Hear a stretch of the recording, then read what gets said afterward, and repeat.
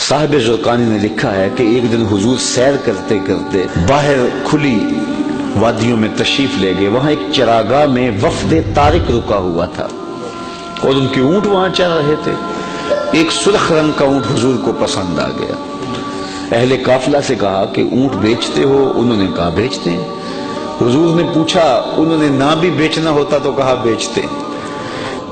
کہا یہ بیچتے ہو؟ کہا ہاں بیچتے ہیں. کتنے کا؟ سودا طے ہو گیا. حضور نے فرمایا کہ میں کوئی تاجرانہ غرض سے تو آیا نہیں تھا، میں تو سیر کرتا کرتا آیا، میرا تمہارا سودا بن گیا. اب یہ اونٹ مجھے دے دو اور میں اپنے شہر میں جا کر اس کی قیمت تمہیں بھیج دے. تو انہوں نے کہا ہمیں منظور ہے. حضور نے اونٹ پکڑا، چل دیے. وہ حضور کو دیکھتے رہے. جب نظروں سے اوجھل ہو گئے تو دل پر ہاتھ رکھ کے کھڑے ہو گئے. تھوڑی دیر کے بعد سکتے سے باہر آئے تو ایک دوسرے سے پوچھنے لگے، یار ایک شخص آیا اونٹ ادھار لے گیا، تم نے اس کا پتہ بھی نہیں پوچھا. جب کسی کو نقد سودا دیتے نا تو اس کا پتہ آپ پوچھنے کی ضرورت نہیں محسوس کرتے، لیکن ادھار دیں تو یا آپ اسے جانتے ہوتے ہیں یا درمیان میں کوئی ضامن ہوتا ہے یا کوئی چیز گروی رکھتے ہیں. تو کہا ایک شخص آیا، اسے تم جانتے نہیں، اس نے اپنا پتہ بھی نہیں بتایا، اونٹ بھی قیمتی اور وہ لے گیا. یار کسی نے اس کا پتہ ہی نہیں پوچھا، نہ اس نے کوئی شے گروی رکھی، نہ کوئی ضامن دیا، تو تم نے کسی نے بھی پتہ نہ پوچھا.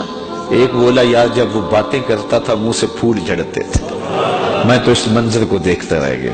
دوسرا بولا یار میں تو اس کی زلفوں کے پیچ و خم میں کھو گیا.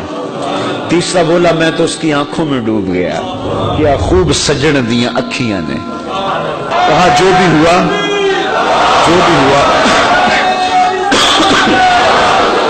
تم اس کے حسن میں کھو گئے اور وہ اپنے حسن کا جادو جگا کے تمہارا قیمتی اونٹ ہتھیا کے لے گیا. لیکن اگلے لفظ سنیے اور سینے پہ ہاتھ رکھ کے سنیے.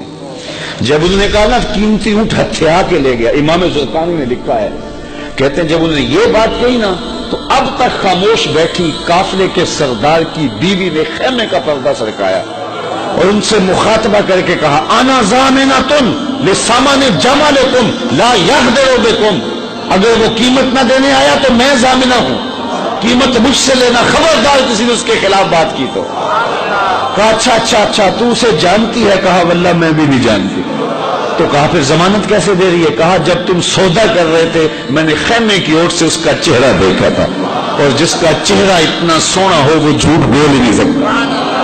تھوڑی دیر گزری، حضور کے غلام آ گئے. قافلے والے کون ہیں جن سے ہمارے آقا نے اونٹ خریدا؟ انہوں نے کہا جی ہم ہیں. کہا کہ یہ حضور نے تمہاری ضیافت کے لیے کھجوریں بھیجی اور یہ رہی تمہاری قیمت. انہوں نے کہا قیمت تو بعد میں لیں گے، ہم تو خود بک گئے، ہمیں یہ بتا وہ پیارا رہتا کہاں ہے. تو انہوں نے بتایا وہ کھجوروں کا جھنڈ دکھائی دیتا ہے، یثرب وہ مدینہ، یہ اس محبوب کا ڈیرا ہے. علامہ زرقانی لکھتے ہیں سارا وفد اٹھا اور جا کے حضور کے قدموں میں بیٹھ گیا. تیری تک کے اداواں میں مرید ہو گئی. تو ایسا حسن اللہ نے اپنے محبوب کو دیا جو دیکھتا وہ دیکھتا ہی رہ جاتا.